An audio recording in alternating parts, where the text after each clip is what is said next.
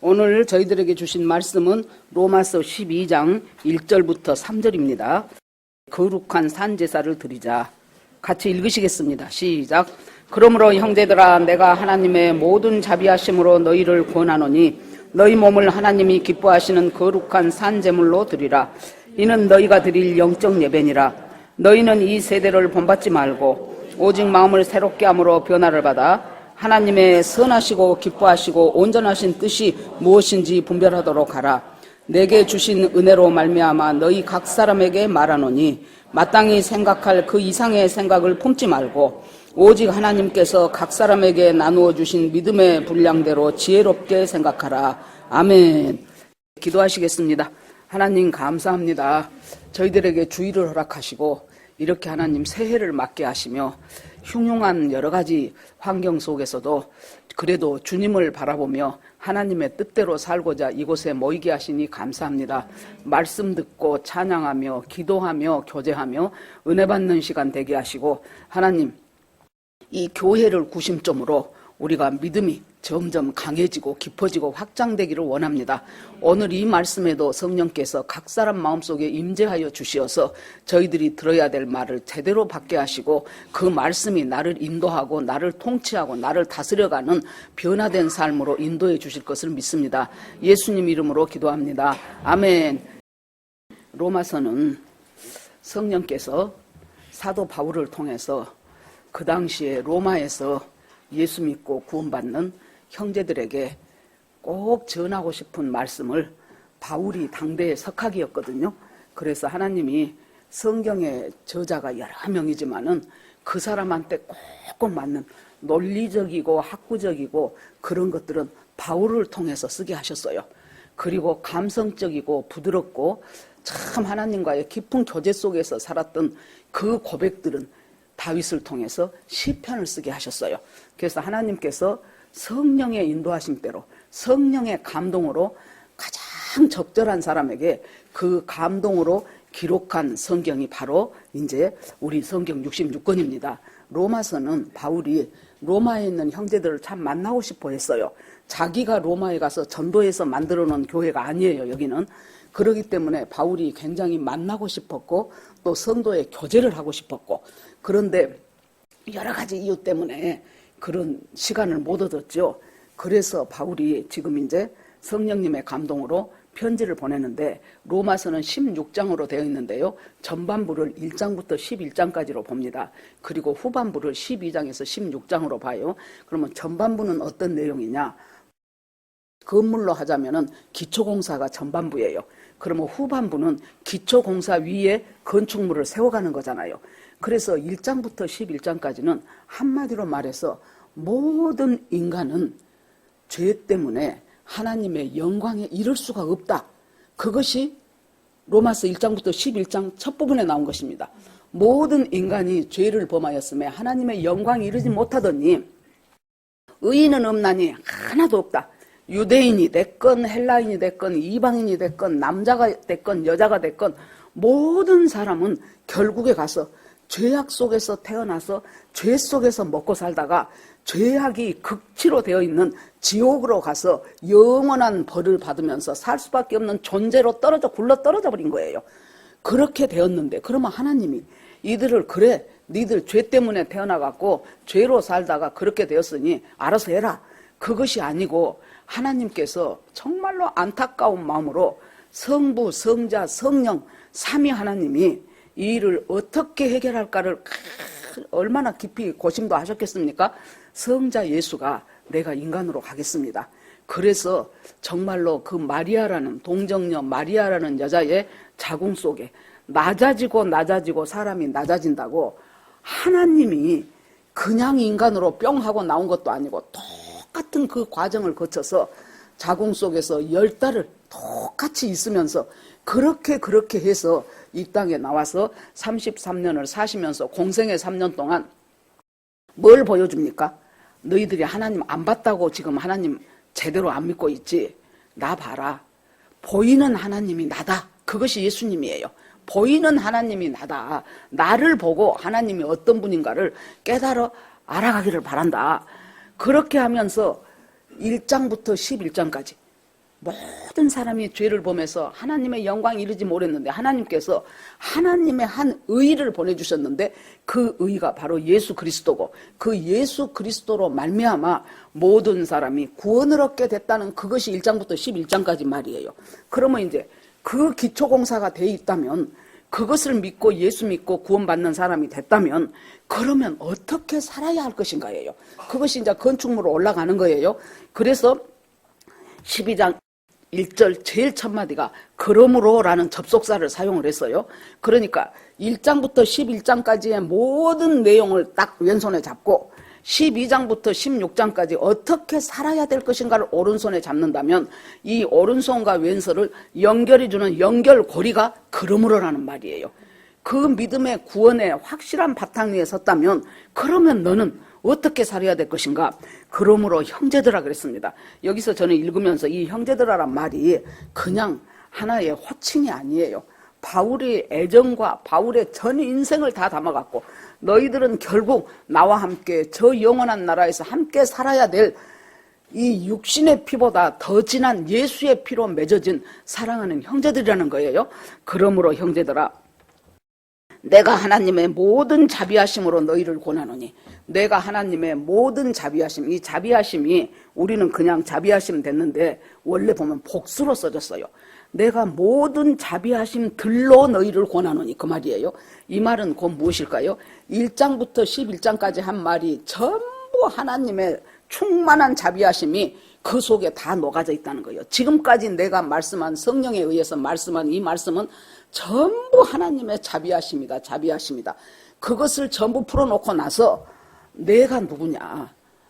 예수 믿는 사람 잡으러 가는 1등 포악한 사람이었어요. 나는 포행자요. 나는 악한 자라고 나는 팔싹되어 되지 못해서 나 혼자와 똑같이 나는 죄인의 개수라고 그렇게 말한 이 사도 바울이 내가 하나님의 자비하심을 몽땅 받고 나서 그 자비하심을 손에 쥐고 내가 너희들한테 말한다. 그러면은요, 구약에서 하나님의 속성을 드러내는 가장 많이 나온 단어가 헤세드라는 말은 많이 해서 여러분들도 많이 아실 것입니다. 그런데 이 헤세드가 은혜, 자비, 사랑, 인애 뭐 다양한 말씀으로 써요.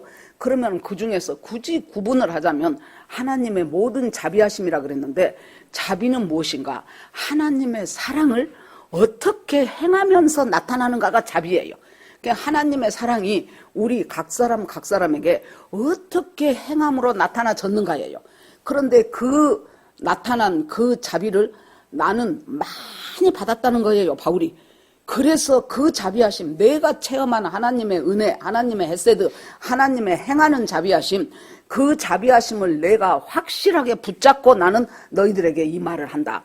권하다라는 말이 단순히 권면하다는 얘기가 아니고 바라칼레라는 말인데 이 말은 내 온 인격을 다해서 내 온 애정을 다해서 너희들이 꼭 이렇게 해주기를 간절히 바라는 마음으로 내가 권하고 있다. 그 얘기예요. 부모가 가장 중요한 말을 할 때가 여러 번 있겠지만은 그 중에서도 가장 중요한 말은 아마 죽기 전에 내가 이제 얼마 안 있으면은 이 땅을 떠나겠구나. 그렇게 생각할 때 그때 자식들한테 하는 말이 자기 전 인생을 다 쏟아갖고 한 말일 것입니다. 제가 우리 큰언니가 돌아가셨다고 해서 장례식장을 갔었어요. 그랬더니 이제 큰언니가 조금 뭐 이기적인 데도 있고 그래가지고 내가 좀 흉도 잘 보고 했는데 장례식장에 가니까 영정사진이 있고 앞에 이제 그 조화 놔두지 않습니까? 국화. 그 옆에 스케치북이 하나 있어요. 그래서 뭐 느닷없는 스케치북이 있네. 저것이 뭐냐? 그랬더니 우리 조카가 나중에 자기 엄마가 이제 폐암으로 돌아가셨는데 나중에 자기 엄마가 이 말을 못했대요. 그래서 스케치북에다가 계속 이제 필담을 해요. 글씨를 써요. 그랬는데 마지막 우리 언니가 써놓은 말이 뭔 줄 압니까? 내가 죽었다고 울지 말아라. 나를 위해서 찬송해주라. 곧 후에 너희들과 천국에서 다시 만나자. 그걸 써놓고 우리 언니가 간 거예요. 그래서 내가 우리 언니에 대한 내 나름대로의 평가가 있었지만은 어쨌거나 간에 우리 언니는 자기 인생의 마지막을 오직 주님 붙잡고 주님이 계시는 그 천국 바라보면서 나 죽었다고 울지 말아라. 너희들은 오히려 찬송해라. 그리고 잠시 후에 다시 만나자. 이것이 여러분, 이 고백을 할 수 있고 이 고백을 확실하게 믿고 죽은 사람은 그 사람의 인생이 과거에 어떤 파란만장한 인생을 거쳤자 할지라도 나는 그 사람은 성공한 인생이라고 봅니다. 지금 우리 언니가 자기 자식들한테 간절히 외치고 싶은 말이 그 말이었었지 않습니까? 저도 이제 가만히 생각해 보니까 나이가 이제 점점 들어가니까 내가 만약에 이제 먼저 가서 우리 자식들한테 유언할 기회가 있다면은 나는 뭔 말을 할 것인가, 그렇게 생각할 때 정말로 오늘 본문 말씀처럼 이 세대를 본받지 말고 하나님의 선하시고 기뻐하시고 온전하신 뜻이 무엇인가를 계속해서 날마다 만나는 사람마다 되어지는 일마다 그것들을 분별하면서 하나님 믿음 안에서 잘 살아가기 바란다. 내가 먼저 가지만은 또다시 너희들하고 같이 있을 날을 고대하겠다. 그 정도의 말을 하지 않을까, 그 생각이 내가 들더라고요. 그래서 여기서 그 모든 자비하심, 자기의 인생을 향하여 얼마나 하나님의 행동하시는 사랑, 입으로만 하신 것이 아니에요. 머릿속으로 관념으로만 사랑한다는 것이 아니고 사랑 하나하나가 구구절절하게 자기한테 다가왔던 그 모든 행하시는 자비하심으로 너희를 권하노니. 여러분 한번 가만히 누워서 조용한 시간에 여러분들 인생을 한번 훑어가 보세요. 정말로 하나님의 무한하신 자비하심이 나와 함께 있었구나. 맨날 말해서 여러분 다 알겠지만은 그때 그 6.25 때 전쟁통에 아버지는 저는 이미 돌아가셨고 나 뱃속에 있을 때 돌아가셨고 태어나고 보니까 뭐 고무신장만 했다 그랬잖아요. 그때부터 시작해서 하나님의 역사가 어떻게 나라는 사람, 나는 하나님을 알지도 못할 때부터 하나님은 나를 아셨고 나중에 성경에 보니까 네가 엄마의 모태에서 조성되기 전부터 내가 너를 알았다 그러더라고. 아니 나는 1900 몇 년에 태어났는데요. 하나님 이 부모 뱃속에서 내가 하나의 생명으로 자리 잡기 전부터 하나님은 나를 사랑하셨다는 거예요. 그 하나님의 사랑이 어떻게 구구절절하게 오늘날 여기까지 인도하셨는가. 그렇게 보면은 하나님의 모든 자비하심이 이 사도 바울이 정말로 가슴에 맺히고 가슴에 저리게 와닿는 거예요. 그 자비하심이 나한테만 있겠냐 그 말이에요. 바울이 바로 너희들 예수 믿는 너희 모두한테도 이 자비하심이 있는데 그 자비하심을 가지고 내가 너희를 권하겠다. 너희 몸을 거룩한 산제사로 드리라. 이것이 너희의 드릴 영적 예배니라. 이 말이요, 몸은 우리가 단순히 보이는 이 육체를 말하는 것이 아닙니다. 내 모든 삶이라는 얘기예요. 네 모든 삶이 하나님이 기뻐하시는 산제사로 드리라. 이 산제사라는 말 자체가 말이 안 돼요. 뜨거운 아이스 아메리카노 말이 안 되잖아요. 뜨거우면 따뜻한 커피여야지. 그런 것처럼 제사의 제물은 죽어야 제물이 돼요. 죽어가지고 그 죽은 제물을 갖다가 토막치고 내장 빼고 그렇게 해서 그것은 짐 밖에다 버리고 그리고 나서 깨끗이 정돈해서 그 다음에 불로 태워요. 그것이 번제예요. 레위기 1장에 보면은 그 번제를 태우고 계속 뭐라고 나와요? 이것은 하나님께서 향기로운 냄새니라. 그것이 1장 10몇 절 사이에 3번이나 나와. 3번. 이것은 여호와께 향기로운 냄새니라. 이것은 여호와께 향기로운 냄새니라. 아니 하나님 그 가축 잡아서 그 불 좀 태우고 연기 펄펄 나는 것이 그것이 무슨 하나님께 향기로운 제물일까요? 이 연기가 태워지는, 자 그때 제물을 번제를 드릴 때 어떻게 합니까? 내가 양 한 마리, 흠도 티도 없는 양 한 마리 갖고 가가지고 그 머리 위에다가 내 손을 얹어요. 왜 얹습니까? 죄의 싹은 사망이요. 그러니까 죄 지은 나는 죽어야 돼. 그런데 우리가 1년 동안만 해도 내가 몇 번을 죽어야 되겠냐고요. 그렇게 죽을 수가 없으니까 내 죄를 이 양한테 전부 다 옮기는 거예요. 손을 얹어갖고. 그래서 내가 죽어야 되는 내 죄가 너한테 전부 전이가 되고 그 대신 흠도 티도 없는 너의 그 깨끗함이 나한테로 전이가 돼. 쌍방전이요. 그래서 그 재물이 탈 때 하나님이 그 연기를 보면서 이는 향기로운 냄새니라. 그 말은 왜 그래요? 그 양이 단순히 죽은 것이 아니고 죄가 전이 된 그 죄가 지금 하나님 앞에서 태워 없어지는 거예요. 죄가 없어지고 죄가 태워지는 것을 보면서 하나님이 이는 향기로운 냄새니라 그랬어요. 그래서 죄 문제가 해결되지 않으면은 신앙생활은 완전히 그것은 0점짜리예요. 그래서 이는 향기로운 냄새니라. 내가 산 제사. 그런데 이제 우리가 이 제사, 죽은 제사, 양 잡고 소 잡고 비둘기 잡고 했던 구약의 그 수천 년 동안 수없이 양 잡고 소 잡고 했던 그 제물은 바로 진짜 제물인 예수 그리스도가 와서 우리가 그 가축에다가 다 전이했죠. 그런 것처럼 십자가에서 예수님이 세례 요한이 뭐라 그래요? 보라, 세상 죄 지고 가는 하나님의 어린 양이로다 그랬죠. 바로 그 양이 지금 예수님이에요. 양의 머리에 전부 우리 모든 인류의 죄가 다 올려 여기 전이가 돼버린 거예요. 그 대신 이것을 믿고 구원받은 사람에게 한해서 예수님의 죄 없이 하심이 나한테 전이가 돼요. 쌍방 전이에요. 이것을 가르치기 위해서 구약은 그토록 수없는 양 잡고 소 잡고 비둘기 잡고 그토록 몇천 년 동안 그토록 수없이 많이 해온 거예요. 구약은 한마디로 말해서 앞으로 신약이 어떻게 될 것이라는 것에 그림자고 약속이에요. 신약은 구약에서 그토록 말했던 것의 성취가 바로 예수 그리스도다. 그것을 지금 가리키는 거예요.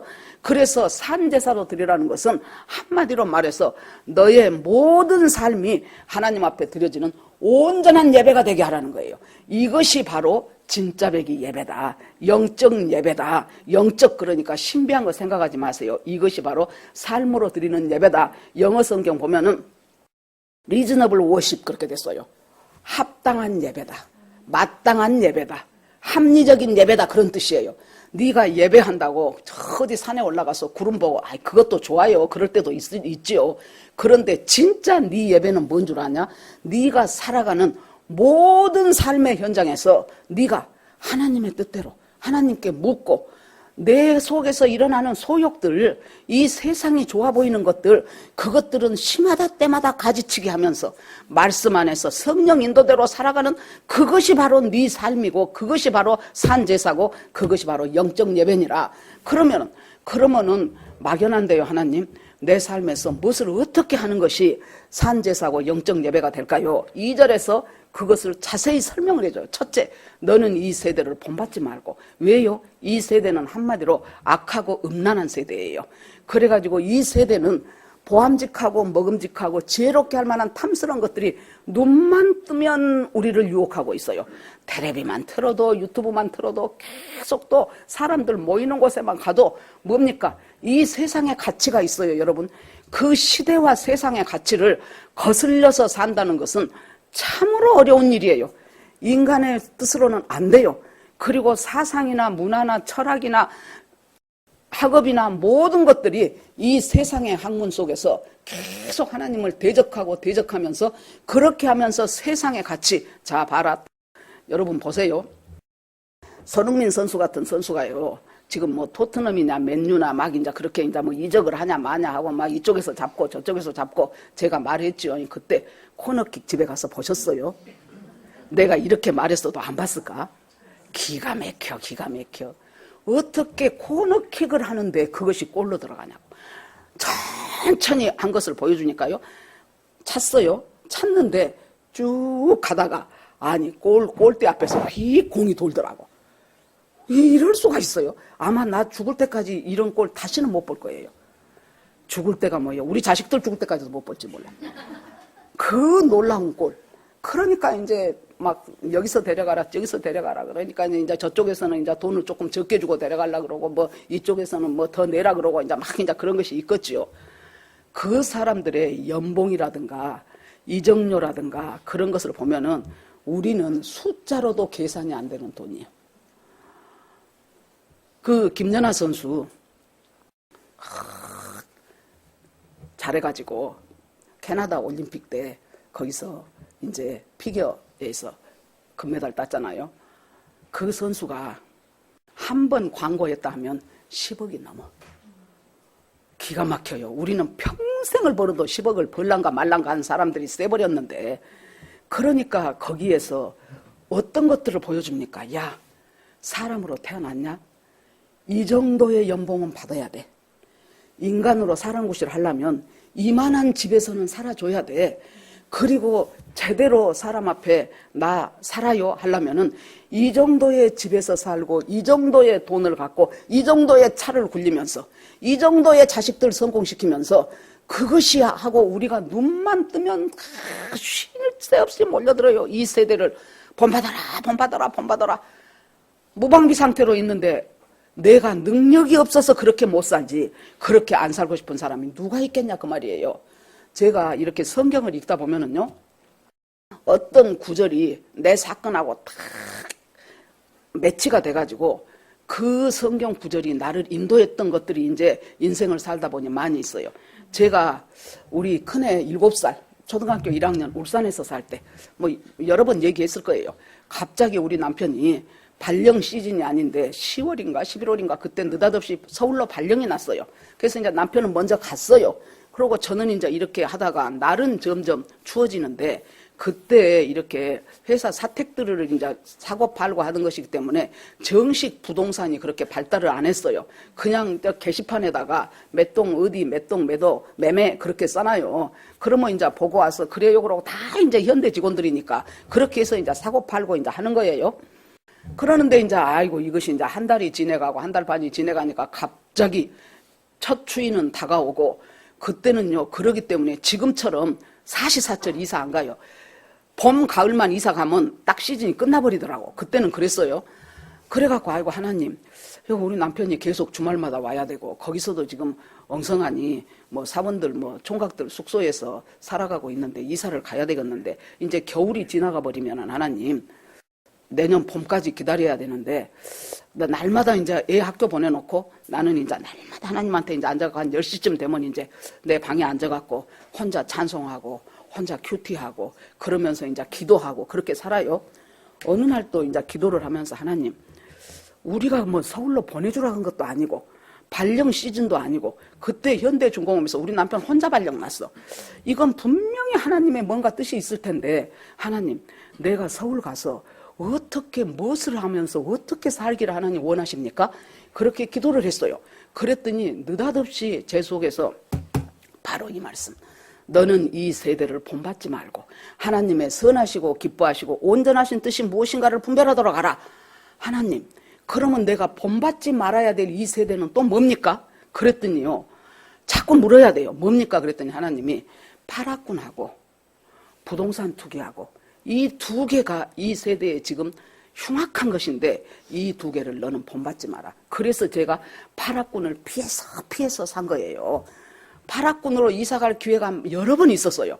그런데도 그때마다 하나님이 나에게 주셨던 말씀 너는 이 세대를 본받지 말고 그래 하나님이 나한테 파락군 가지 말고 파락군 여기는 파락군 가신 분들이 없어서 제가 말하기가 좋아. 근데 동찬이하고 유한이는 파락군이지 너희들 정죄하는 것은 아니다. 나는 그랬다 그 말이야. 그래서 본받지 말고 여러 번 기회가 있었음에도 불구하고 아니지. 하나님이 주신 말씀이지. 이 하나님의 말씀을 붙잡는 것이 이 세대를 본받지 않는 거예요. 그래서 하나님의 선하신 것이 무엇인가를 하나님께 계속 그렇게 하면서 살아는 거예요. 이 세대를 본받지 말고 그 다음에 하나님의 선하시고 기뻐하시고 온전하신 뜻이 무엇인가를 분별해라. 자, 하나님 앞에서 하나님이 선하시고 온전하시고 기뻐하시고 사건이 있을 때마다 뭐 하라는 거예요? 하나님이 이렇게 하기를 원하십니까? 하나님이 이렇게 하기를 원하십니까? 주님께서 우리가 살아갈 때 있어서 많은 말씀들과 사인들을 주셔요. 그래서 이 세대를 본받지 않겠다고 하기 위해서는 나 안 본받겠어요. 본받고 싶지 않아요. 그러는데도 얼마나 우리가를 넘어지게 하는 것이 많습니까? 저 자신도 그 말을 붙잡고 살았지만은 그렇게 한 번도 흔들리지 않았을까요? 아니지요. 그래도 제법 공부 좀 하는 애들인데 이렇게 그냥 방치해갖고 얘네들이 과연 반듯한 대학을 갈 수 있을까? 그 생각을 왜 저라고 안 했겠냐고요. 그럴 때마다 아니지. 하나님이 지혜 주시면 시골에서는 괜히 좋은 대학 가냐? 하나님이 지혜 주시고 내가 믿음대로 하겠다고 하나님 앞에 갖고 가면은 하나님께서 은혜 주시면 불가능도 가능으로 만드실 하나님이다. 그때마다 이제 내가 어째요? 그때 했던 하나님의 그 말씀을 다시 새겨보는 거예요. 다시 생각해보는 거예요. 그렇게 하면서 주님 앞에 지금 나가는 것입니다. 그래서 하나님의 선하신 뜻이 무엇인가? 하나님 선하다라는 것은 우리가 성경에서는 착하게 산다는 뜻 아니라 그랬지요. 하나님과 나와의 관계가 바르게 됐을 때 선하다 그래요. 하나님과 나하고 바른 관계 속에서 지금 내가 살아가고 있는가? 내가 저 사람과의 인간관계를 하는데 저 사람이 참 내 마음에 안 들어. 그럼에도 불구하고 내가 하나님이 그 사람한테 네가 좀 잘 대해줘라. 그러면은 하나님의 뜻대로 하나님과의 관계 속에서 그 문제를 해결해 가려고 애쓰는 것이 하나님의 선하신 거예요. 하나님의 기뻐하신 것. 나는 A로 하는 것이 기쁜데 하나님은 어떻게 하기를 원하십니까? 그러면서 하나님이 기뻐하신 뜻대로 그러기 위해서 필요한 것이 무엇입니까? 말씀이에요. 말씀은 우리에게 방향을 가르쳐줘요. 그러면 말씀으로 방향 잡습니다.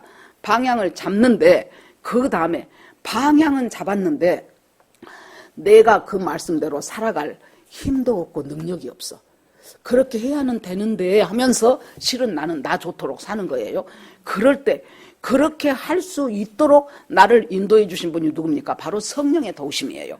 그래서 말씀과 성령, 말씀으로 방향 잡고 성령으로 힘을 받고 그렇게 해서 하나님의 뜻대로 살아가는 하나님의 기뻐하시고 하나님의 선하신 것이 무엇인가? 그리고 하나님의 온전하심, 여기서요 완전이라고 안 나옵니다. 온전이요. 완전은요 100% 옳은 것이 완전이에요. 온전은 뭐예요? 하나님이 보시기에 그 사람한테 주시는 은혜 가운데서 사는 것이 온전이에요. 예를 들어서 부모가 3살짜리 애한테 요구하는 것이 있죠. 3살짜리 애 보고 너 이거 좀 해. 저거 이리 갖고 와. 엄마가 그거 하지 마라 그랬지. 뭐 이런 거. 그러면은 그럼에도 불구하고 얘가 뒤뚱거리면서 엄마 심부름을 한다고 뭐 하나 갖고 오죠. 완전합니까? 완전하지 못해요. 그런데 주님이 보시기에 하나님의 뜻대로 순종하려고 하는 그 모습 자체가 하나님은 온전하다고 인정을 해주시는 거예요. 그래서 하나님의 선하시고 기뻐하시고 온전하신 뜻이 무엇인가를 너희가 잘 분별하라. 그렇게 하기 위해서 생겨나는 것이 바로 분별인데 이 분별이요 어느 날 갑자기 큰 보따리 하나가 분별이다 그러고 우리한테 안 줍니다. 계속해서 말씀을 깊이 묵상하고 하나님과의 깊은 교제 속에서 살면서 기도하면서 그런 것들을 쳐내가면서 이렇게 되어져 갈 때 우리도 모르는 사이에 지혜의 은사, 지식의 은사가 생겨요. 지혜의 은사, 지식의 은사가 생기죠. 그러면은 거기에서 분별력이 생겨요. 그래서 우리가 예수 그리스도가 내 구주라는 것을 믿고 살아가기 시작하면서부터 계속해서 주님과의 교제 속에서 살아가기 시작하면은 우리도 모르는 사이에 첫째 변화되는 것이 뭔 줄 압니까? 언어가 변화돼요. 생각이 변화돼요. 부정적이고 그 다음에 비난하고 시기하고 아무것도 아닌 것에 자존심 상하고 그랬던 내 생각들이 그 생각이 바뀌니까요. 바뀐 생각 속에서 언어가 변화되게 나옵니다. 언어가 변화되면은요, 삶의 태도가 바뀌게 돼 있어요. 삶의 태도가 바뀌면은 너희가 변화를 받는다는 말이 원래 현재 수동태 명령형이에요. 자, 수동태라는 거 뭐예요? 내가 쫙 아주 마음을 단단히 먹고 그래, 내가 이렇게 바뀌어봐야지.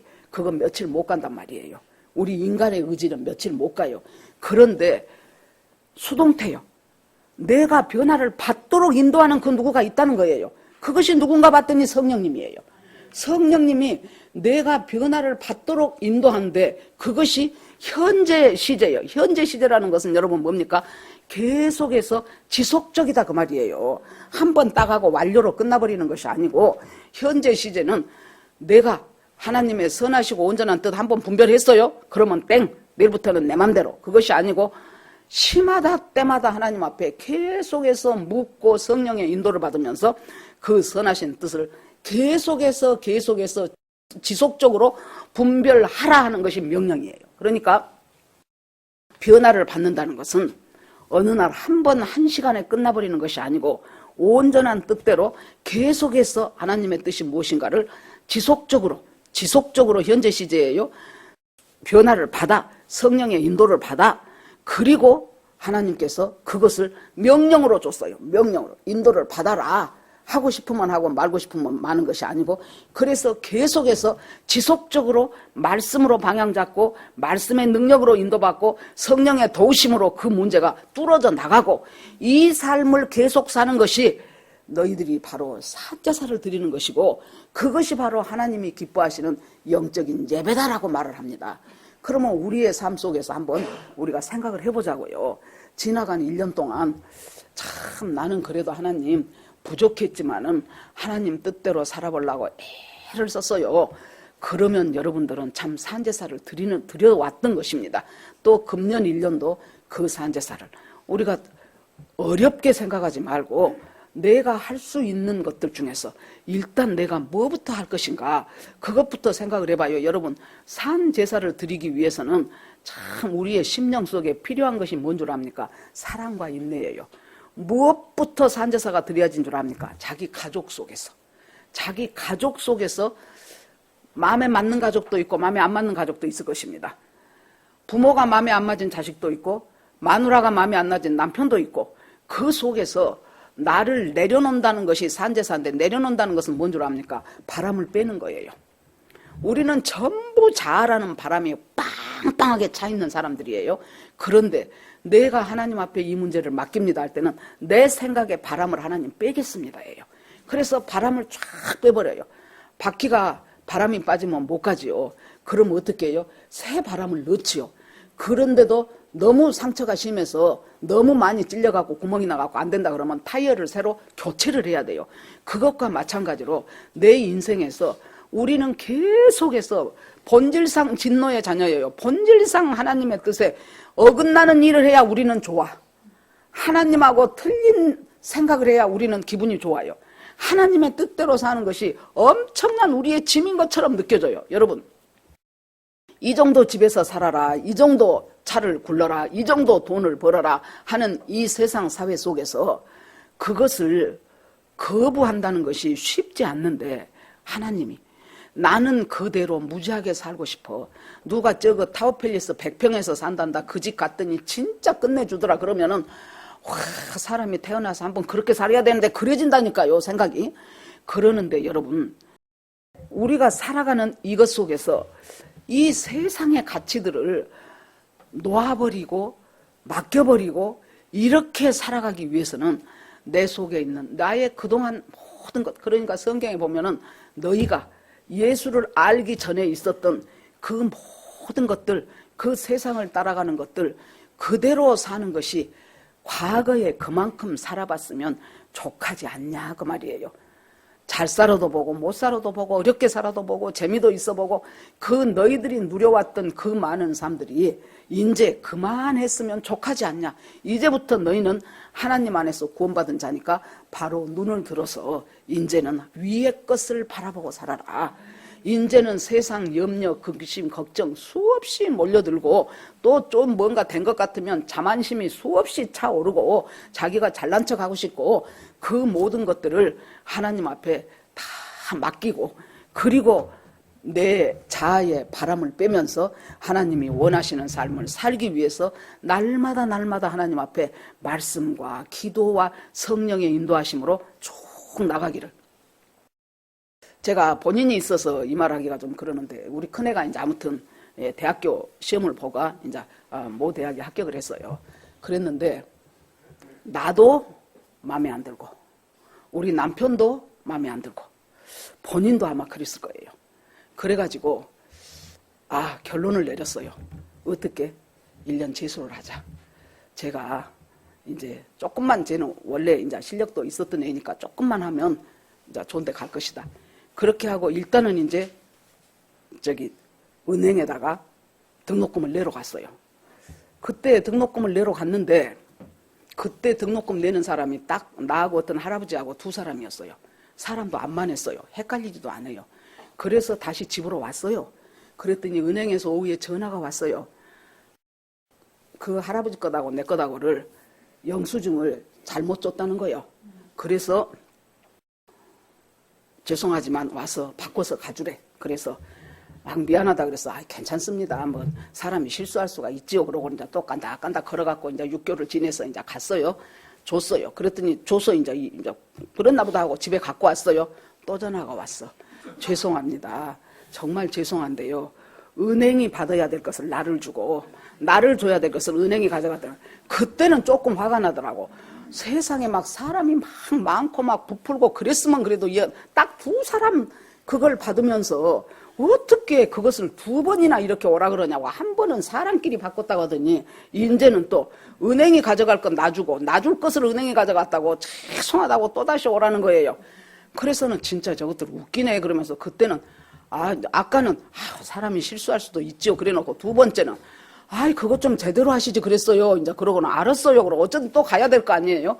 그 이제 또 차근차근 올라가서 이제 6개월을 지내서 이제 그 은행 쪽으로 가는데 하나님, 왜 이 사람들은 은행원들이 얼마나 그동안 이 업무 처리를 많이 했을 텐데 이렇게 이걸 잘 못할까요? 그러면서 올라가는데 성령께서 내 속에서 네가 교만하다. 네 아들 합격한 그 학교 원서도 못 쓴 애들이 얼마나 많은 줄 아냐. 주여, 참말로 내가 교만합니다. 참말로 하나님 내가 교만합니다. 그러면서 그래서 그 은행에서 그렇게 나의 교만 깨닫게 하려고 그렇게 수고를 그 은행원들이 그 모질한 짓거리를 한 거예요. 그것도 사람도 만도 않고 두 사람 것 꼴랑 받아갖고 두 사람 거 헷갈리고 은행하고 나하고 헷갈리고. 주여, 그러네요. 제가 교만합니다. 하나님 내가 교만합니다. 맞습니다. 원서도 못 내본 사람도 얼마나 많을 것이고 그 중에서 불합격한 애들도 얼마나 많을 텐데 내가 무엇이라고, 왜 내 자식은 꼭 스카이만 가야 돼? 그것이 왜 당연하다고 생각해? 그것이 바로 내 교만이구나. 그러고는 이제 갔더니 막 거기서 죄송하다고 막 치약에다 멋에다 막 엄청 주는 거예요. 너무너무 미안하다고 해서 괜찮습니다. 그러고 와서 이제 나중에 우리 남편 퇴근했길래 오늘 이러이러한 일이 있었어. 이것은 분명히 성령께서 우리의 교만을 지적하신 것이요. 그냥 학교 다녀라. 학교 다니고 나중에 가서 네가 더 공부해서 대학원을 너 원하는 데를 간다든가 그렇게 하고 학교를 다니는 것이 하나님의 뜻이다. 여러분, 뭡니까? 성령께서 인도를 하셔야지요. 영락없이 우리 등록금 내놓고 그 다음에 이제 또 딱 휴학해놓고 재수할 뻔했어요. 그래 놓으니까 그러면 이제 아들이 물어요. 그러면 그때나 지금이나 당시로서는 다 등록금은 비싸지요. 그러면 우리가 낸 이 등록금은 내가 다른 학교 가게 되면 어떻게 하냐 해서 이제 이거는 이제 잊어버리는 거지 어떻게 그걸 다시 찾냐 이제 그랬어요. 그러면서 교만하구나. 진짜 우리가 교만하구나. 모르겠어요. 당사자들하고 우리 남편은 잊어버렸는데 저는 이제 제가 받은 은혜이기 때문에 그것을 이제 잊을 수가 없죠. 그래서 우리가 일마다 때마다 여러분 하나님께서 성령께서 이렇게 우리를 가르쳐 주시고 막아 주셔요. 네가 교만하구나. 네가 가지치기가 아직 안 되어 있구나. 여러분 가지치기 보세요. 이 가로수라든가 우리 아파트에서도 보면은 어떻게 가지치기를 아주 사정없이 쳐버려가지고 조세 몽댕이 같다고 내가 그랬잖아요. 우지방 사람들은 조세 몽댕이가 뭔 줄 몰라요. 있어요. 조세 몽댕이라고. 조세 몽댕이 같이 쳐버려가지고 아니 우리 집 앞에도 목련이 그냥 쫙쫙 늘어져 있었는데 어떻게 가지를 잘라갖고 세상에 작년에는 보니까 목련 2송인가 3송이밖에 안 피었어. 아니 저것들 왜 저래 진짜 너울너울 늘어지게 좀 봄 되면 얼마나 목련꽃 필 때마다 올라올 때 얼마나 이쁩니까. 그때 우리 고등학교 1학년 음악책에 제일 먼저 나온 것이 목련꽃 그늘 아래서 베르테르의 편지를 읽노라. 그것을 봄만 되면 내가 몇 번을 불러. 그냥 그 나무 아래서 남이야 뭐 그러든가 말든가 나 혼자 부지런히 부르는 거예요. 작게도 불렀다 크게도 불렀다가. 여러분 가지치기 할 때 당하는 가지 입장에서는 얼마나 아프겠냐고 따져본다면 아이고 이건 좀 놔둬요 싶은데 하나님이 아니 너 이 대목 가지 쳐야 돼. 착 쳐버리고 아이고 이것은 정말로 금년에는 그대로 있어야 돼요. 근데 하나님이 갖다가 가지를 착 쳐버려. 네 교만 착 가지 쳐버려. 많은 사람들이 얼마나 돈에 의해서 돈 때문에 내가 우리 큰언니 큰형부 얘기를 자주 하는데 참 얼마나 그 돈을 벌고 싶고 모으고 싶고 그것들이 하나님이 그것 때문에 하나님과 멀어져. 여러분 돈 모으는 것이 죄 아닙니다. 돈 모으는 것이 왜 죄입니까? 열심히 모아서 하나님 뜻대로 아름답게 내가 누릴 건 내가 누리고 남한테 줘야 될 건 남한테 줘가며 그렇게 살아가는 것이 하나님이 우리한테 주신 축복이에요. 그런데 뭡니까? 돈보다, 하나님보다 돈을 더 사랑하면 우상이 돼버려요. 무엇이든지. 부모가 자식 사랑하는 것이 왜 죄입니까? 그런 말이 있잖아요. 안 믿는 사람들 속에서는 하나님이 손이 닿아갈 수 없어서 부모를 만들어놨다 그랬어요. 사람을 키우는데 그 정도로 부모가 자식에 대한 사랑이 없으면 키울 수가 없어요. 부모가 자식을 사랑하는 것이 왜 잘못됐습니까? 그러나 자식이 하나님보다 더 높이 올라가면서 우상이 될 때 우상은 반드시 깨지게 돼 있어요. 반드시 10번도 20번도 내가 강조하고 싶은 말이 내 인생 전체를 통해서 볼 때 자잘한 우상은 작게 혼나 커다란 우상은 크게 혼나 그렇게 하면서 우상은 깨져요. 우리 어머니 35살 때 6.25 때 과부 돼가지고 자식 5을 키울 때 얼마나 과부가 고생하며 키웠겠습니까? 우리 어머니가 그때는 믿음도 많이 좋지도 못할 때요. 우리 어머니 마음속에 어떤 소망을 갖고 키웠겠습니까? 내가 이 자식 5을 잘 키워야지. 그 중에서도 특히 오빠 둘, 저 아들도 둘 잘 키워야지. 우리 어머니가 꿈이 아주 생겼을 거예요. 그런데 우리 어머니가 말씀도 없으시면서도 은근히 교만하더라고. 누구 집 애가 대학 떨어졌다 그러면 우리 어머니는 뭐라 그런 줄 압니까? 공부는 아무나 한 줄 아냐? 다 내림이 있어야 되는 것이요. 그래. 자기 자식들 잘한다 그거요. 그 순한 사람이 하나님은 속으로 했든지 겉으로 했든지 그렇게 되면서 여러분 그 시절에 우리 작은 오빠는 나하고 10살 차이, 큰 오빠는 11살 차이. 그 시절에 큰 오빠는 전남대학교 법과대학 법학과를 들었고 작은 오빠는 서울대학교 약학대학을 들었고 우리 어머니가 얼마나 어깨가 높아졌겠냐고요. 와, 이 둘이를 하나님이 두드러 패고 우상을 깨기 시작하는데 시끄러워요. 온 동네가 다 알아요. 시끄러워요. 온 고을이 다 알아. 얼마나 우리 어머니가 남몰래 눈물을 흘렸겠습니까? 그 과부가 35살에 과부 돼가지고 이제 내가 저 자식들을 이렇게 잘 키웠구나 하는데 여기서 뻥 터지고 저기서 뻥 터지고 정말로 시끄러운 소리들로 나중에 우리 어머니가 정말로 하나님 앞에 겸손해져 버리더라고. 어디가 남의 자식 어쩐다는 말도 뻥끗도 안 해줘요. 여러분 뭡니까? 우리의 교만과 우리의 모든 것을 가지치게 하시는 하나님께서 모든 우리 앞에서 일어나는 여러 가지 상황들 있죠. 왜 나는 이렇게 돈도 없고 왜 나는 이렇게 남편도 개떡 같고 자식 복도 없고 막 이러지요. 여러분 그것 때문에 내가 구원받은 거예요.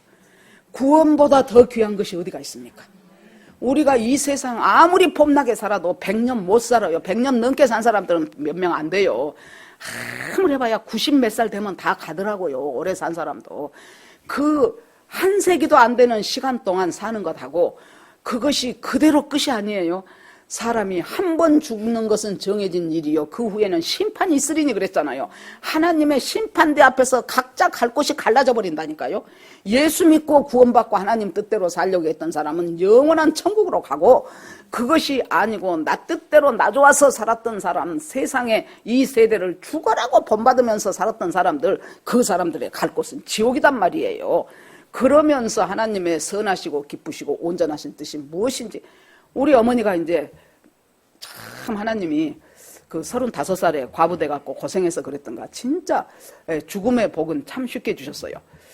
감기가 왔다 그래요. 그럼 우리 어머니는 감기가 오면 혼자 사셨으니까 딱 본인이 알아서 병원에 입원을 해. 그래갖고 일주일 동안 감기 다 낫고 집에 딱 가요. 어머니가 감기 와서 어디 병원에 입원을 했다 그러더라고요. 그래서 그러면 또 한 일주일 있다가 다시 나오시겠구만 그랬어요. 그랬더니 연락이 왔어요. 한 3일 지나니까 병원에서 수상하다고 돌아가실 것 같다 그런다고. 그래서 이제 우리가 갔지요. 가니까 어머니 임종을 못 봤어요. 그런데 나중에 이제 우리 큰오빠가 그 임종 자리에 앉아 있었는데 오빠 얘기를 들으니까 어머니가 이제 돌아가시기 전에 그러더래요. 오빠 보고 비끼라고. 그래서 예 그러고 이쪽으로 비꼈더니 천사가 온다고 비껴라 그러고는 고요히 그러니까 세상에 내가 간간히 요즘 기도한 하나님 나 죽을 때요 우리 어머니처럼 죽게 해주세요. 감기로 일주일 앓다가 너무 그냥 가면은 자식들한테 유언할 시간도 없고 하니까 딱 우리 어머니처럼 감기 일주일 아프다가 그렇게 하나님 가게 해주세요. 여러분 우리 어머니가 파란만장한 인생을 살았잖아요. 일제시대 때 태어난 사람들은 일제시대 겪었지요. 6.25 겪었지요. 격동의 한국사를 다 살아온 사람들이에요. 그때 남편 죽었지요. 이 자식들 잘 자란 자식들에다가 시아버지 시어머니까지 모시고 살아야 되는 얼마나 그 무거운 짐지고 수고하고 무거운 침진자잖아요. 예수께 가지 않으면 살아낼 수 없는 그 열악한 환경 속을 살아가면서 뭐 얻고 살아갔습니까? 자식들이 내 소망이 될 것이라고 생각했는데 그것들한테는 뒤통수 맞고 뭐 얻고 간 거예요? 구원 얻고 간 거예요. 여러분, 어떤 상황 속에서라도 내가 그 상황 때문에 내가 하나님을 만났다면 나는 복받은 사람이에요. 나는 정말로 축복받은 사람이에요. 그렇게 함으로 우리 어머니가 나중에 돌아가시기 전에랑 그 뒤로 제일 좋아했던 찬송이 내 주의 보혈은, 그 찬송을 부르면 나도 우리 어머니 생각이 나. 얌전하니 꼭 앉을 때도 우리같이 퍽석하니 안 앉아요. 꼭 발 한 발 이렇게 괴고 앉습니다. 옛날 얌전한 엄마들은 한 발이 이렇게 괴요. 그러고 한 발은 이렇게 하고 이렇게 괴. 그래놓고 내 주의 보혈은 정하고 정하다. 그것이 우리 어머니의 18번 찬송이 되더라고요. 여러분, 파란만장한 인생을 살아가면서 우리 어머니한테 주신 가장 귀한 것이 구원이라면 이 세상을, 이 흉흉한 세상을 살아가는 우리한테 하나님이 주시고자 하신, 그래서 어쩔 때는 내 환경이 힘들게도 하시고 어쩔 때는 참으로 저 사람 안 만났으면 좋겠는 사람인데 안 만날 수가 없이 내 시어머니로 만나고 내 남편으로 만나고 내 아내로 만나고 내 형님으로 만나갖고 어찌할 수 없이 그 속에서 벗기면서 속상하면서 상처받으면서 그렇게 살아가도록 하는 것이, 실은 하나님이 뭐예요? 나에게 구원이 무엇인가, 그 구원받기가 그렇게 어렵고 힘들었던 사람은 그만큼 그 사람한테는 구원의 값이 귀하기 때문이에요. 그렇게 해서 그 구원을 선물로 주신 하나님께서 오늘 또 우리에게 뭐라고 말씀하십니까? 내가 하나님의 모든 자비하심으로 너희를 권하노니 너희 몸을 거룩한 산제사로 드리라. 이것이 너희의 드릴 영적 예배니라. 너희는 이 세대를 본받지 말고 새롭게 함으로 마음의 변화를 받아 선하시고 온전하시고 기뻐하신 하나님의 뜻이 무엇인가를 분별하도록 하라. 이것이 지금 금년 첫 번째 첫 주일에 우리 모두가 받아들일 하나님의 귀한 말씀으로 시마다 때마다 사건마다 사람마다 모든 내 삶의 현장에서 하나님, 내가 마음을 새롭게 함으로 변화를 받게 하옵소서. 새롭게 함으로 변화를 받는 그것이 결국에 가서 하나님의 선하시고 기뻐하시고 온전한 뜻을 분별하도록 해줘요. 내 마음이 새롭지 않는데 어떻게 하나님의 선하시고 온전한 뜻이 분별이 됩니까? 나 좋도록 하지. 내 마음이 새롭게 함으로 변화를 받아. 무엇이 새롭게 해요? 말씀과 성령이. 말씀과 성령이 나를 새롭게 함으로 내가 딱 첫째 내 생각이 바뀌어요. 그 다음에 둘째 생각이 바뀌니까 언어가 바뀌어요. 언어가 바뀌니까 내 삶의 태도가 바뀌어요. 태도가 바뀌면서 그 다음에 하나님의 선하신 뜻을 분별할 수 있는 사람으로 하나님께서 점점 세워져 가시고 이루어져 가실 여러분과 제가 되기를 주님의 이름으로 축원합니다. 아멘. 이 시간 주여 한번 부르고 다 같이 오늘 말씀 생각하면서 기도하겠습니다. 주여! 하나님 아버지, 주님의 은혜를 감사드립니다. 하나님 아버지, 오늘 아버지요 첫 번째 말씀 가운데 정말로 저희들이 금년 1년을 거룩한 산제사 드리는 사람이 되게 하여 주시옵소서. 내가 드리고 싶다고 된 것이 아니고 말씀과 성령의 인도를 받으면서 하나님의 선하시고 기뻐하시고 온전한 뜻이 무엇인가를 분별하면서 마음을 새롭게 함으로 변화를 받게 하여 주시옵시고, 이 세대를 본받지 않고 하나님이 원하시는 것대로, 이 세대는 끊임없이 우리를 유혹하고 미혹합니다. 하나님, 이것들을 잘 가지치기 하면서 살아갈 수 있는 우리 모두가 되기를 원합니다. 주께서 인도하여 주시옵소서. 하나님 앞에 모두 올리고 예수 그리스도 이름으로 기도드립니다. 아멘.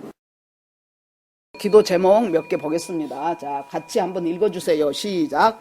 나라가 위기입니다. 혼란한 시기에 하나님의 뜻을 잘 분별하는 지혜를 주시고 교회들이 깨어 기도하고 국가와 자유민주주의 체제를 수호하고 우리의 기도가 이 나라의 국방과 안보가 되게 하소서. 예, 참 혼란스럽습니다. 예, 말씀드렸듯이 그냥 단순한 누구 사람 하나 바꿔서 선거하고 그것이 아니라고 말씀드렸죠. 제가 아무튼 이 일련의 사건을 놓고 여러분들이 저보다 더 잘 아실 것입니다만은 팩트 체크만 해가겠습니다. 자, 12월 3일에 대통령이 느닷없이 계엄을 선포했어요. 국회에서 거부해갖고 몇 시간 만에 계엄이 다시 철회가 됐어요. 그 다음에 이제 윤 대통령 탄핵으로 들어갔어요. 그래서 첫 번째는 모두 국민의힘 사람들이 모두 일어서서 나와버렸기 때문에 정족수가 3분의 2가 안 돼서 무산됐어요. 일주일 후에 12월 14일에 다시 해가지고 이제 탄핵이 됐어요. 자, 이제 거기까지 이제 그대로 팩트지요. 이제 탄핵이 되고, 그 다음에 이제 탄핵이 되면은 이제 국무총리가 한독수 권한대행이 대통령 그 임무를 감당을 하지요. 그랬는데 지금 헌법재판소 재판관이 6명이기 때문에 거기에서 이제 국회 쪽에서 누구 세 사람을 더 해라 그랬는데 한덕수 총리가 거부를 해서 그 사람도 또 탄핵이 됐지요. 이렇게 대행에 탄핵이 됐어요. 그 다음에 이제 경제수석한테 물러가가지고 그 사람은 자기가 탄핵을 안 되고 싶어 그랬든지 어쨌든지 아무튼 이제 국회에서 하는 그 두 사람을 이제 자기가 이제 재판관으로 이제 임명을 했습니다. 처음에는 아니다 하다가 자 이제 거기까지 이제 다 지내왔어요. 이제 그러다가 공수처에서 이제 윤 대통령을 체포를 해야 되겠다고 하고 드디어 이제 용산 관저로 들어가는데 공수처 직원 한 30명, 그 다음에 경찰 한 120명, 그래갖고 한 150명 정도가 이제 대통령 잡으러 들어간 거예요. 그래서 이제 거기에서 이것이 이렇게 보니까 대통령 관저가 있으면은요, 제일 측근의 경우는 경호처에서 해요.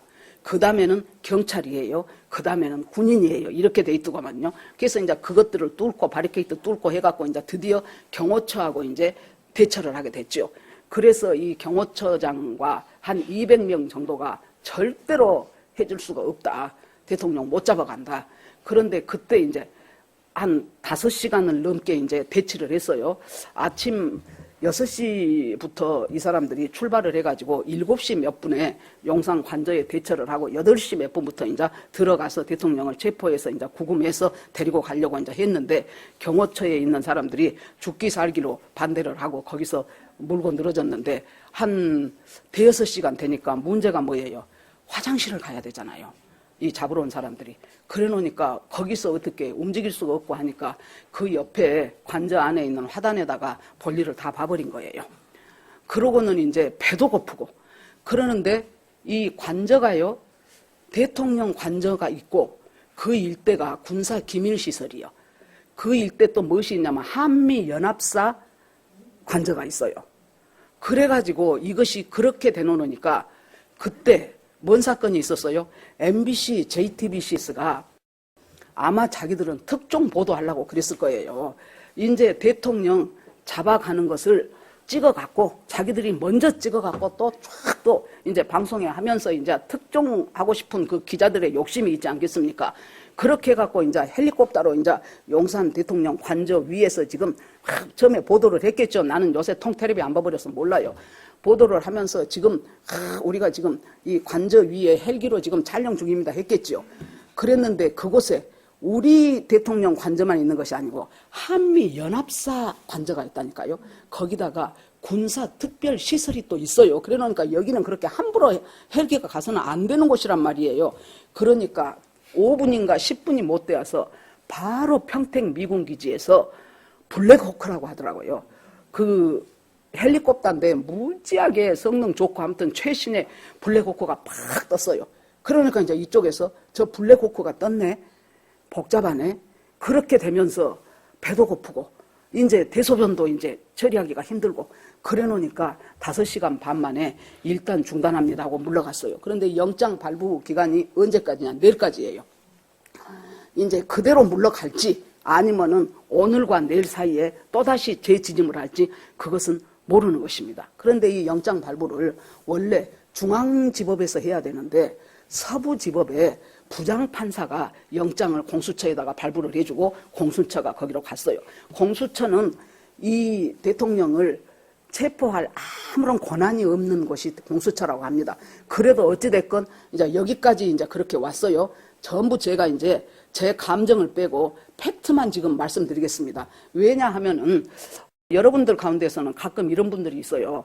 왜 목사님은 설교를 잘하다가 느닷없이 정치 얘기를 하냐.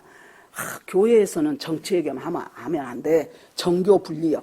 여러분, 정교 분리라는 말이 어디서 나온 줄 압니까? 미국에서. 미국은 원래 청교도들이 신앙의 자유를 찾기 위해서 콜럼버스가 발견해 놓은 그 아메리카 대륙으로 가서 시작한 나라가 미국 아닙니까? 그래 놓으니까 지금은 미국이 많이 변질됐지만은 굉장히 이 하나님 신앙 이것을 존중하던 나라였단 말이에요. 그런데 정부가 자꾸 예수 잘 믿겠다고 하는 것을 교회를 간섭하지 마. 교회는 자기들 알아서 자기들끼리 믿음으로 살라고 정치적인 곳에서 간섭을 말어. 그래가지고 정교를 분리해란 말이 나왔어요. 그런데 그것이 일제시대 때 보니까 독립운동 한다고 했었고 한 것들이 맨날 보니까 뭐예요? 예수 믿는 것들이거든. 아니 1919년에 김이 독립운동 했을 때 33인 중에 3분의 2가 예수 믿는 사람이었잖아요. 장로 목사들이요. 그곳에서 이 전국으로 퍼져나갈 때 어디를 중심으로 퍼져나간 줄 압니까? 교회를 중심으로.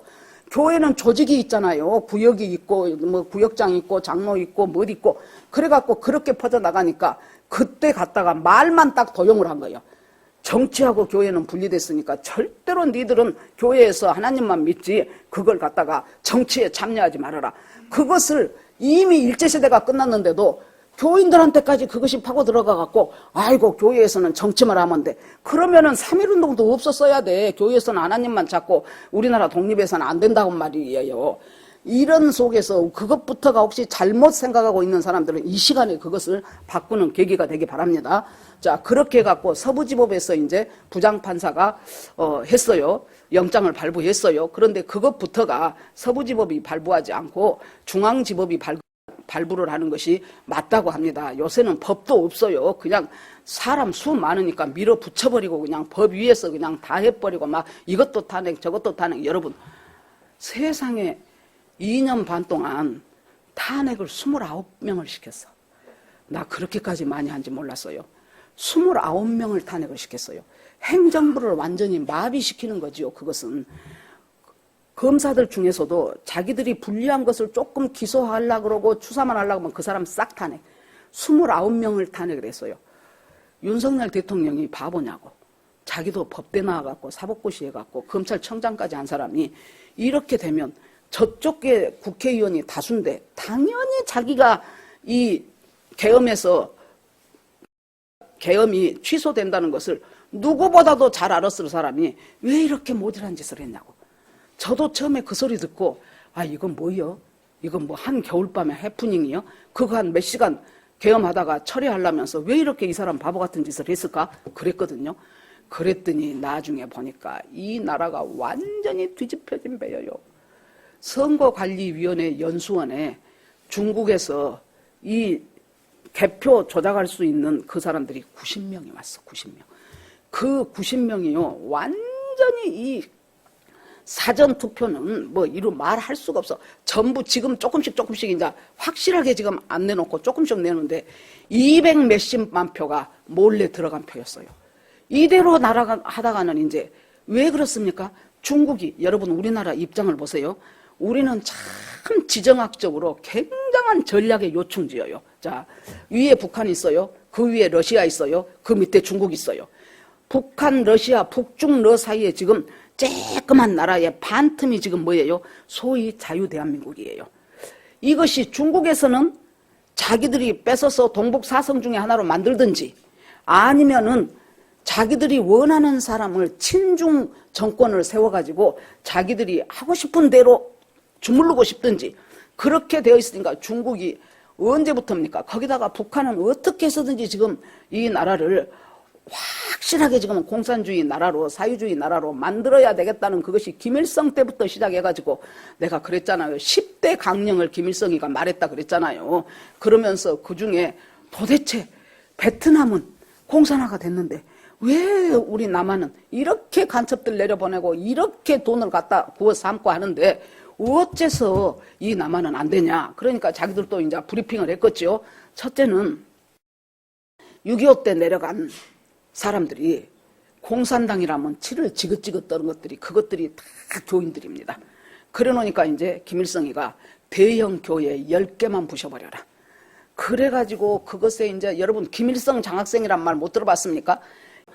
이런 사람들이 각계각층에 이제 포함되어 있는 거예요. 그래서 어느 곳 하나도 손 쓸 수가 없고 우리는 나이 먹어서 살다가 죽으면 돼요. 그런데 예수님 얼른 안 오면 여러분 자녀들과 여러분의 손자들 세대에 우리나라는 이제 김정은이한테 아바이 수령이라고 불러야 되고 시진핑한테 가갖고 이제 이 사회 전체주의 사회로 이제 우리나라의 시스템 자체가 지금 바뀌냐 안 바뀌냐는 기로에 서 있기 때문에 우리의 기도 제목이 어떤 사람 한 사람이 대통령이 바뀌냐 그건 여러분 A가 대통령이 되건 B가 대통령이 되건 우리한테 무엇이 그렇게 차이가 있겠습니까? 그런데 이것은 우리나라의 체제가 바뀌냐 반국가 세력으로 말미암아 자유민주주의의 체제에서 아니면 공산사회주의 체제로 바뀌냐는 아주 딱 그 경계선에 와 있는 거예요.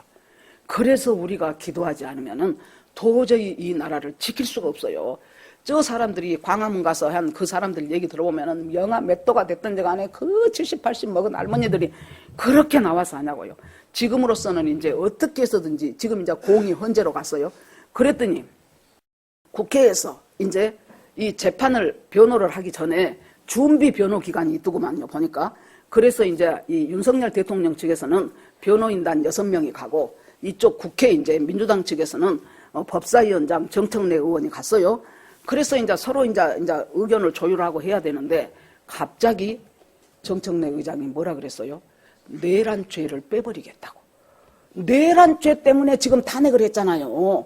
그래가지고 내란의 숙에 제가 동작구에 사는데요. 우리 국회의원이 나경원이에요.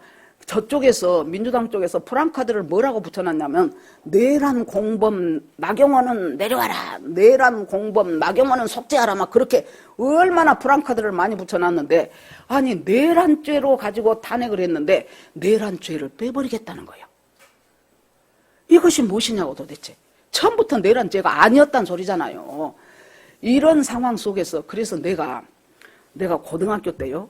일반 사회를 배우는데 1학년 때는 정치와 사회였어요. 2학년 때는 경제와 사회였어요. 정치와 사회 때 어떻게 선생님이 강조를 한 거 2가지. 지금도 안 잊어먹어. 일사부재리의 원칙, 형벌불소급의 원칙. 아주 이것은 시험 볼 때마다 내서 내가 안 잊어먹거든요. 그래서 일사부재리의 원칙에 한 번 해서 그 결판이 난 그 사건을 또다시 기소해서 다시 재판하지 않는다. 뭐 이런 것일 거예요. 그래서 내가 혹시 잘 모르고 있는가? 어떤 사람, 전공한 사람한테 내가 아까 물어봤어요, 아침에. 그랬더니, 형사소송법하고, 형법하고, 헌법하고가 이것이 또 다르다네요. 그래서 그쪽에서 그렇게 주장한다고 해도 전혀 틀린 것은 아니다는 거예요.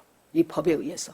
아마, 헌재에서 이 내란죄를 갖고 하려면은 굉장히 지금 증인도 많아야 되고 증거도 많아야 되고 복잡해지고 내란죄라는 것이 뭔 줄 압니까? 대통령을 이 공소하고 기소할 수 있는 방법이 내란과 외환죄예요. 내란은 이 권력을 찾기 위해서 밑에서 반란을 일으키는 것이 내란이에요. 자기가 최고의 권력자인데 뭔 권력을 찾은다고 또 반란을 일으키겠습니까? 그래 놓으니까 이것은 아무리 봐도 내란죄는 아니다. 그래가지고 온 국민을 내란 숙에 내가 공범 난리를 쳤는데 그냥 내란죄를 빼겠다는 거예요. 그쪽에서. 그래가지고 지금 이것이 이제 앞으로 전국이 어떻게 될지 모르고 헌법재판소도 이제 아까 그 아무개한테 물어봤더니 그러면 왜 이렇게 됐냐 그랬더니 이것이 형사소송법하고 헌법하고 이것이 좀 다르다는 거예요.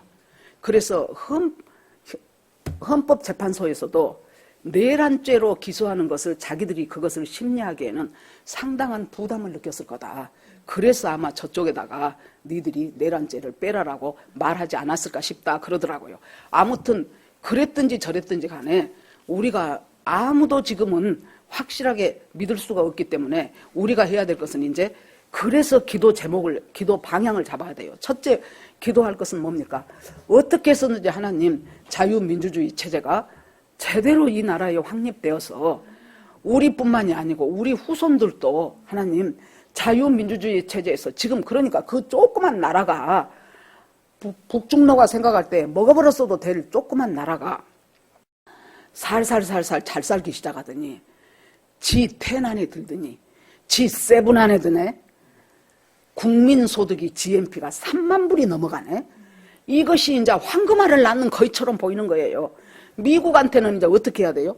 요것을 가만히 중국으로 넘겨버리면은 일본 하나밖에 없어요. 그걸 태평양 그거 막아주는 것이. 일본에서 그 다음에 저 필리핀 쪽으로 이렇게 가버려요. 대만으로. 그래 놓으니까 미국에서도 우리 이 한국이 친미 정권이 서기를 굉장히 원하는 거예요. 중국에서는 그동안 역사를 많이 해왔어요. 그런데 여러분이 국제정치, 이충근 박사님 얘기 들어보면은요, 국제정치에서 기본이 뭐냐면은 가까운 나라하고는 친구가 안 된다. 딱 붙어 있는 나라는 어쩌든지 이해관계가 충돌하기 때문에 싸울 수밖에 없고 전쟁할 수밖에 없고, 딱 붙은 나라하고 친해진다는 것은 말이 안 돼. 우리 북한하고 친합니까? 우리 중국하고 친합니까? 안 친해. 친할 수가 없어. 서로 이해관계가 다르니까. 친구를 하려면 먼데 있는 나라 친구예요. 우리가 남아프리카 공화국 그것들이 누가 대통령을 하든지 말든지 우리가 뭔 상관이 있어요. 예? 저 어디 아프리카에 뭐 수단이든 뭐 케냐든 거기서 누가 대통령을 하든지 누가 더 얼굴이 시커하든지 아무 상관없다니까요. 우리가. 왜? 우리하고 전쟁 일어나고 싸움 일어날 하등의 관계가 없어. 그러면 여러분 우리가 우리나라의 국익을 생각해야 되잖아요. 우리나라의 국익. 우리뿐만이 아니라 우리 후손들이 여러분 지금 우리가 사는 정도가 옛날 이조시대 왕보다 더 잘 산다니까요. 우리나라 생긴 이래로 여러분 평균 전쟁이 5년에 한 번씩 있었어요. 일본에서 쳐들어오고 저 청나라에 쳐들어오고 뭐시면 뭐 만주에서 쳐들어오고. 지금 뭐 때문에? 한미 동맹 때문에 1953년 전쟁 이후에 지금까지 단 한 번의 전쟁이 없었던 거예요. 국지전은 저들이 살살 도발했지만은 그것이 뭐예요? 이승만 박사가 인천 상륙작전에서 계속 올라가자 하니까 미국에서는 이 전쟁에서 빨리 발을 빼고 싶어.